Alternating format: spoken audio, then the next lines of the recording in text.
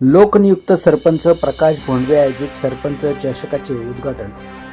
Shriram cricket club तोरण शेत गोंदेबुद्रुक आयोजित भव्य क्रिकेटचा संग्राम आज तोरण शेत या ठिकाणी मान्यवरांच्या उपस्थितीत सुरू झाला. श्री प्रकाश भोंडवे लोकनियुक्त सरपंच चषकाचे उद्घाटन मोठ्या थाटामाटात संपन्न झाले.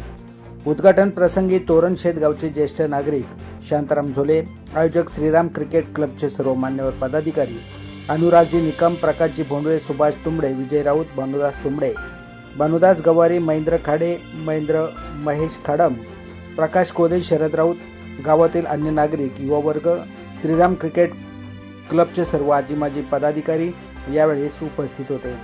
क्रिकेट हा मैदानी खेळ असून आपले कौशल्य उत्तमरित्या दाखवून कोणताही वादविवाद न करता, पंचांबरोबर वादविवाद न करता आपले कौशल्य विजय दाखवून विजय प्राप्त करायचा, असे सरपंच चषकाचे आयोजक श्रीराम क्रिकेट क्लब व लोकनियुक्त सरपंच प्रकाश भोंडवे यांनी प्रतिपादन केले. यावेळी श्रीराम क्रिकेट क्लबच्या वतीने उपस्थित मान्यवरांचा शाल, श्रीफळ देऊन यथोचित सन्मान करण्यात आला. 3 दिवसीय होणाऱ्या या क्रिकेट संग्रामात जास्तीत जास्त क्रिकेट संघांनी भाग घेऊन आपले कौशल्य दाखवावे असे आवाहन श्रीराम क्रिकेट क्लबच्या वतीने करण्यात आले आहे.